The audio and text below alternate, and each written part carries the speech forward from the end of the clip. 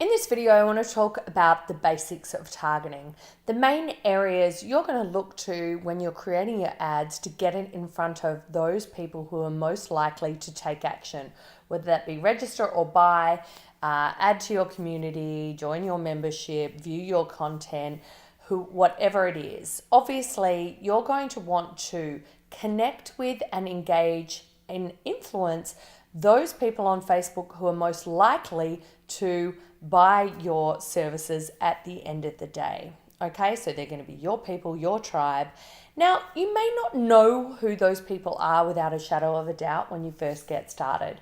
And there's going to be different areas of coaching that are going to have way more easy success than others, depending on how specific you are, how aligned your audience is going to be with established interests and targets on Facebook that you can already tap into.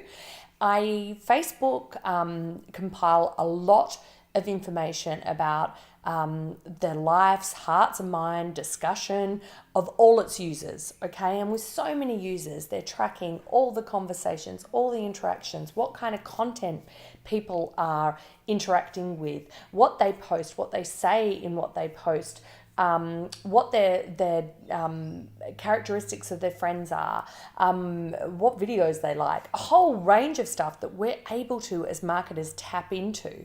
So we want to make the best possible decisions in terms of the information that Facebook has already compiled and who we want to connect with from that. Or we might want to take another step forward and go, well, we already have some information on our own clients, our own list, our own audience, and we want Facebook to start tracking some of that information or compiling those people so we can start serving ads to them.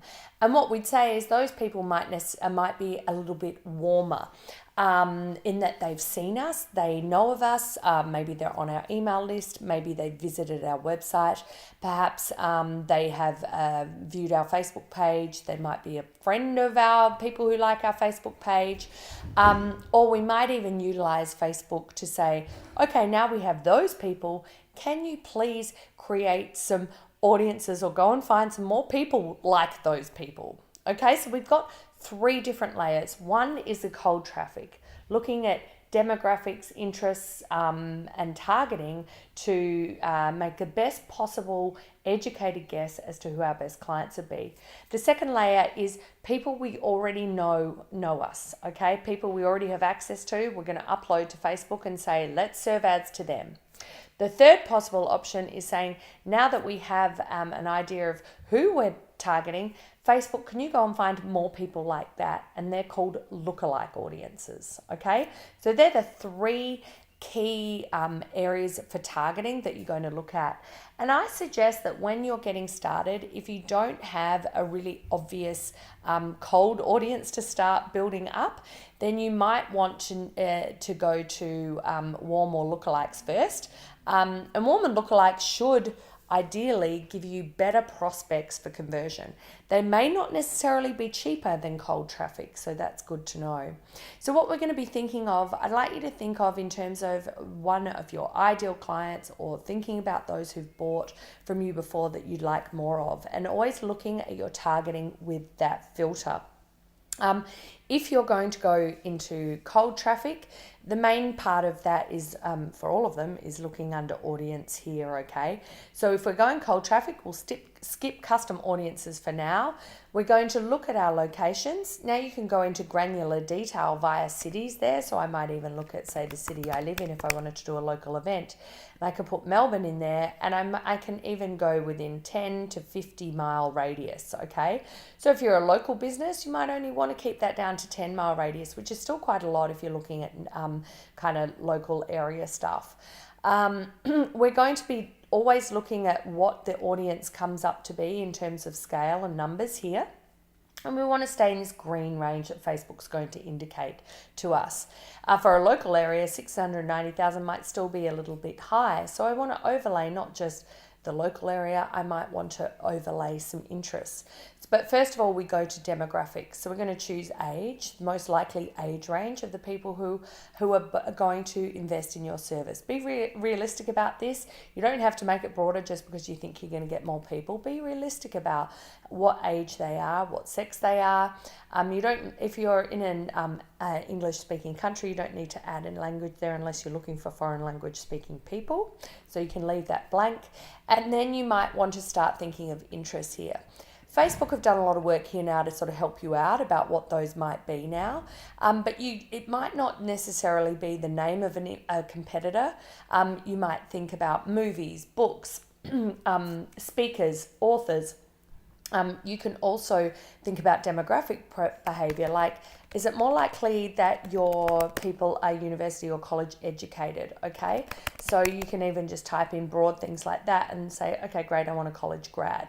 You can even go into looking at, going to browse and looking at deeper into that. So in education, you might look at fields of study.